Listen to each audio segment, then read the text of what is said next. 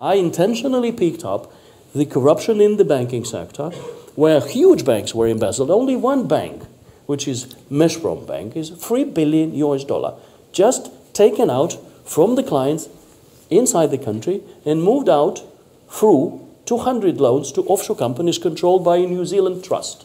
Now, the guy's in France. He bought a paper in France, Francois. Why would Sarkozy let him buy a paper? I mean, in every country, they do protect. I was through this process.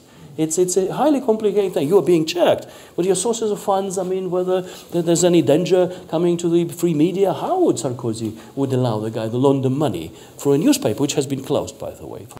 Why does corruption happen? I mean, it's easy to think of it as being essentially because of the individual and factional venality of it. But it's more than that. It's actually a tool of state building. It's one of the classic ways in which you create, constitute, and bind to you national and local elites. And particularly in the context of Russia, it's been used through the 1990s and since in a process of effectively state rebuilding after the sort of anarchy that followed the collapse of the Soviet Union. We see over the last 6 months a big agitation in the Russian society, a lot of mass protests, and mass protests are, of course, an important part of how the society can influence the authorities, but I think it's just the tip of the iceberg, and no less important are the tectonic processes that happen in the depth of Russian society. And where we have seen successes, for example, in mayor elections in locations like Yaroslavl, it's precisely because the protest movement or figures within it were able to campaign not on big national issues, not on Russia without Putin, that has no real meaning to most Russians, but actually on grassroots political concerns. This is why the roads don't get built. This is why the schools and hospitals are crumbling, because of kickbacks, because of corruption, because we have an elite that just simply sloshes money around each other's pockets without concern for the ordinary Russians. It therefore is one of these potential rallying cries which can actually unite a political sort of movement against the current regime. Political movement which, after all, otherwise cuts across nationalists, communists, radicals, liberals, you name it. Frankly speaking, I don't care my bank is being attacked. If they take away my license, it'll probably be an interesting trap, because I have Tier 1 30, which is the most reliable bank in the country. And the fact that they threatened and frightened all of my clients, I don't mind. I have a more important stake in actually continuing the investigations in the banking sector, and I do count on support from the government. Well, I may be mistaken. So from the Kremlin's point of view, it becomes a what do you do about it? And broadly speaking, there are kind of three, this is very, very much caricaturing in the interest of speed, three strategies. You can try and re-legitimate yourself, basically fix the problem. I'll be honest, I don't see the current regime suddenly having some kind of Damascene conversion and deciding that corruption is just so important that all of our old friends have to go and get locked up. If there was one tiny little window for re-legitimation, it was last year, and then when they decided that, just to inform the Russian public, oh, by the way, Putin's coming back and we'd sorted this a long time ago, didn't we mention it? I think at that point that window closed pretty conclusively. The second approach is co-optation.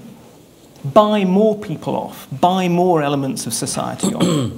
Maybe once upon a time that would have been possible, but again, the money isn't there. If you are going to continue to pay off the elites who you currently are and try and find new people whom you can reconcile, that's going to take a lot of money. I mean, already Putin has basically pledged monies that, frankly, the Russian government can't afford. So it's hard to see that as a sustainable approach. The third one is, unfortunately, coercion. The third one is if you deal with protests by cracking down on them. And maybe you'll then have an anti-corruption dimension to it. I wouldn't be surprised if we soon see a whole slew of new arrests and trials. However, it will probably be, conveniently enough, individuals who happen to be out of favour with the current regime. I mean, this is the great thing about a system in which corruption is so endemic. Most people will have skeletons in the closet.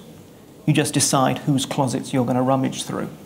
We realize that this regime will not go away by itself.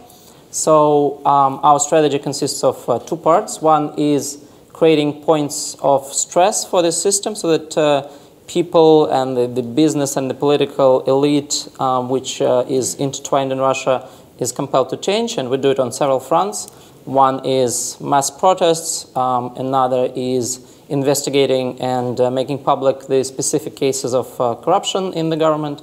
Another one is trying to organize this popular unrest in some sort of organization, possibly a party at some later stage. And another part of our strategy is providing people with a reasonable, good alternative so that they would have an answer to the question, if not Putin, then who? Unfortunately, I believe the regime, on the one hand, cannot afford to give up on corruption, and at the second, cannot afford to allow the protest movement to continue to use the campaign against corruption as its rallying cry, is certainly in the short term, I think it's unfortunately presaging a fair amount of trouble, a fair amount of, well, repression in Russia. But, and this is said from the point of view of someone who lives a long, long way away and therefore doesn't have to worry about actually living through it, and there's always that discomfort.